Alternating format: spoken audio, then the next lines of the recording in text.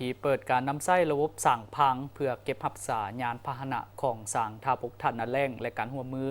การเศร้าสินเสือสำหรับยานพาหนะในระบบสั่งพังระหว่างบริษัททาบกทันนาแรงจำกัดผู้เดียวและบริษัทลาวฟินแลนเชียลเศร้าสินเสือจำกัดพิธีเปิดการนำไส้ได้มีขึ้นในเมื่อวันที่ 18 มีนาคม 2025 ที่สร้างทาบกธนาแรงนครหลวงวิจันทร์ในพิธีได้มีการลงนามบทบันทึกความเข้าใจในการร่วมมือระหว่างบริษัททาบกธนาแรงจำกัดผู้เดียวกับบริษัทลาวไฟแนนเชียลเซาสินเสือจำกัดและอีก3บริษัทคือบริษัทจงเซินลาวการค้าขาออกขาเข้าจำกัดบริษัทมกจำกัดบริษัทคิงสตาร์วิโลโกจำกัดที่เป็นตัวแทนนำเข้ายานพาหนะให้เกียรติลงนามโดยแมนทานสาครพีลางามผู้อำนวยการใหญ่บริษัททาบกธนาแรงจำกัดผู้เดียวและร่วมเปิดการนำไส้สร้างพังอย่างเป็นทางการของท่านสุขสวรรค์บัวพาหัวหน้าภาษีด่านสากลหัวมิตรภาพลาวไทยแห่งที่1และท่านประธานบริษัทลาวไฟแนนเชียลเซาสินเสือจำกัดท่านสาครพีลางามได้ฮู้ว่าระบบสร้างพังที่ตั้งอยู่ด้านซ้ายแดนเขตทาบกธนาแรงเป็นโครงหลังพื้นฐานสำคัญในการอำนวยความสะดวกให้กับการนำเข้าและส่งออกสินค้าข้ามแดนโดยมีจุดประสงค์หลักเพื่อสนับสนุนการค้าระหว่างประเทศและยังช่วยเสริมสร้างความมั่นคงในการจัดการสินค้าคงค้างในระหว่างการขนส่งข้ามประเทศอย่างมีประสิทธิภาพถือว่าเป็นโครงการที่สะท้อนถึงความสำคัญของการเชื่อมโยงเศรษฐกิจระหว่างประเทศรวมไปถึงการพัฒนาทางด้านโลจิสติกส์และการค้าในภูมิภาคอาเซียนระบบสร้างในการเก็บรักษาสินค้าของบริษัททาบกธนาแรงประกอบมี5ประเภทคือสร้างเก็บเมียนสินค้าสัวขาวสร้างพางสร้างอุตสาหกรรมสร้างพิเศษสร้างนิติบุคคลทั่วไปในเมื่อนี้มี3ฝ่ายที่ได้เสร็จอย่างพร้อมกันฉะนั้นมันผู้นำเข้าพาหนะบริษัท Financial เนาะที่ว่าให้สินเชื่อแล้วก็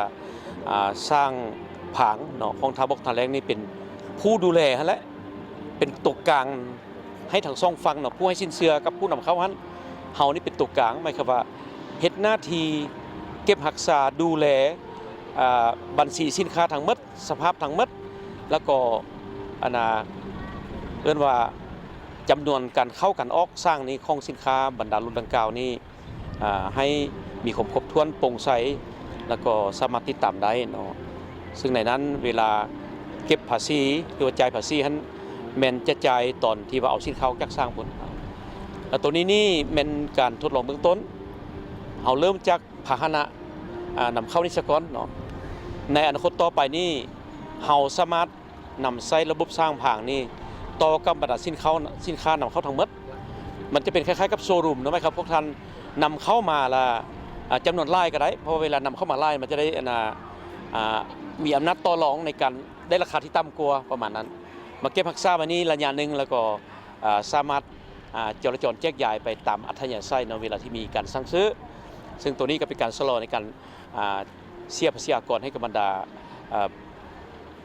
ลูกค้าต่างๆที่จะต้องมีพันธะต้องได้เสียอยู่แล้วเนาะแต่ว่ามันมีทางเลือกอันนี้ซ่องไหมครับว่าถ้ามีการซื้อด่วนเนาะความต้องการด่วนในด้านพาหนะหรือสินค้าต่างๆนั้นก็สามารถเข้ามาเบิ่งได้ขึ้นกับร้านค้าโชว์รูมทั่วไปเนาะซึ่งเวลาท่านมาเบิ่งแล้วทึกใจต้องใจก็จะซื้อขายกันได้ทันทีบ่ต้องได้รอท่าว่าสั่งซื้อ3 เดือน 6 เดือนบางที่มันก็คัดตลาดเนาะเพราะฉะนั้นอันจุดดีที่1แม่นการเพิ่มความสามารถแข่งขันไหมครับว่าผู้ที่ว่ามีโอกาสมีลูกค้าเนาะสามารถซื้อสินค้าจากต่างประเทศมากักตุนไว้เนาะเพื่อว่าเวลาได้ราคามันขึ้นนะจังค่ายออกไปกันมีนะเช่นเดี๋ยวนี้นี่มันมีการสภาพคาดแคลนทางด้านรถตู้เนาะถ้าว่าผู้ที่ว่ามีสินทางด้านนี้นะอาจจะนำเข้ารถตู้นี่มาสต็อกไว้นี้รอถ้าราคามันขึ้นจังค่ายออกอันนี้เป็นเพิ่มมูลค่าให้ผู้ประกอบการได้อย่างมหาศาลเจ้าทั้งหมดนั้นแม่นเพื่อเป็นการสนองการค้ำประกันที่เข้มแข็งและการสนับสนุนที่จำเป็นสำหรับการพัฒนาธุรกิจของหลายฝ่ายที่จะร่วมมือกันอย่างเต็มที่เพื่อให้เข้มแข็งในการร่วมมืออย่างแท้จริงเหตุให้เวียกงานการบริการทางด้านการเงินของธุรกิจในการเซาสินเชื่อรถยนต์เพิ่มขึ้นลดพรการครอบครองต้นของบริษัทที่นำเข้ารถยนต์อย่างมีประสิทธิภาพและให้บรรลุทางด้านการพัฒนาตื่มอีก